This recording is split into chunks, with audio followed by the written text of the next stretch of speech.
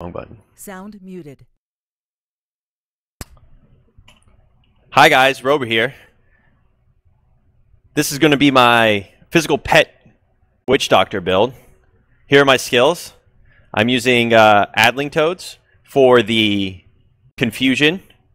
I'm using Wave Mutilation so that I can cast it more for more sycophant spawning. A lot of people will use the Fire Toads or the Rain of Toads. I'd recommend if you don't have a Renho, use Rain of Toads. If you have a Renho, it's between Explosive and Adling. I like Adling on T6, although I usually only use it for Rifts, but sometimes I use it for bounties too. Depends. Usually Explosive Toads for bounties, but I'm lazy. Wave Mutilation, a lot of people use Piranado. I don't like the cooldown. I prefer the cooldown on Mutilation, because I can cast it more, which means more chances for sycophants, which is where my damage lies, really. Spirit Walk Jaunt, basically everyone uses that. You can use whatever Spirit Walk you want. Same with Big Bad Voodoo, Slam Dance for the damage, obviously. Leeching Beasts, I wouldn't use if I used, say, like Homunculus or Eucapian Serpent. I would use the Lifelink Dog for the extra damage reduction. They're both physical, but I prefer the lifesteal right now. I don't know, it just feels to me like it works better. I don't know why, it just feels that way. Wrathful Protector, pretty much always up, because what we're going to use down here is Pierce the Veil, because we're not going to be using basically any mana, except for Wave of Mutilation. That's our only mana cost. So Pierce the Veil, 100%. Grave Injustice, I use a Thing of the Deep, and so when my pets go off and kill something kind of far away, or I'm in a group, my cooldowns are always going down by 1 second when an enemy dies within 40 yards. Because this gives you 20, and then you have 20 also with the Thing of the Deep. Fetish Sycophants, that's pretty, standard. It is a pet build. I use Physical on my Bracers and on my SOJ. I would use it on my neck, but I don't. Jungle Fortitude, though, is usually swapped out for Midnight Feast. But it's not right now because I was doing Rifts. But if I'm doing bounties, like Act 1 bounties, I'll use Midnight Feast. If I'm doing Rifts, usually Jungle Fortitude, because the Act 5 mobs, any other act besides Act 1 mobs, really suck. For the gear, we have the Mask of Jerem. It's required. 98% more pet damage. I mean, you can't really do anything without it. Tasker and Theo, again, pet attack speed required for this build. Tall Man's Finger, not so much required. You don't really have to use the dog. I didn't use the dog for a while. You could do, like, say, 2-piece Oghilds, Royal Ring, SOJ. You could put any bracers, like Strong Arms or something like that there. Once I switched to 3-piece Oghilds, though, and got rid of my Royal Ring, I had the Tall Man's, and the dog actually works really well for the extra damage. It actually does a lot of damage. The Fire Dog is probably better. I mean, I know a lot of people who stack Fire. For my weapon, I have a Renho. I love it, even though it's really low, crappy damage right now. But it makes Plague of Toads so good. It makes you spawn so many sycophants. It's insane, especially with the double explosion here and there.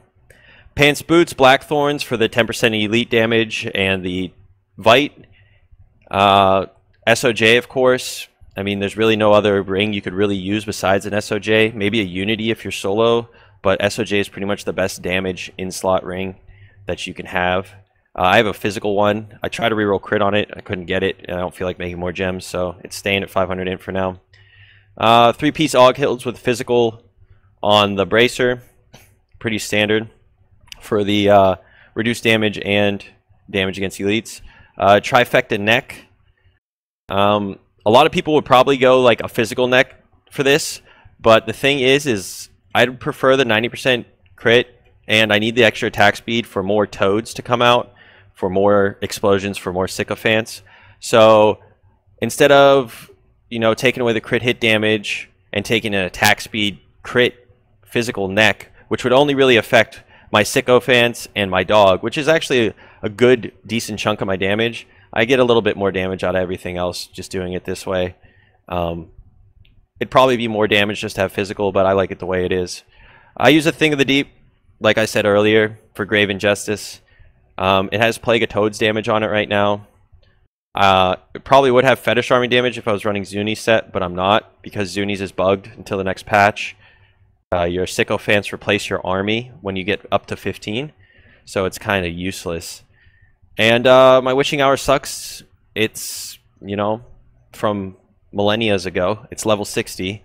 I could really use a new one, but I'll probably never find one. My Taskers suck too, and I really need to upgrade them. But yeah, that's basically the physical Pet Doctor build. We'll go into the Paragon points now. Movement speed to max, whatever you're missing.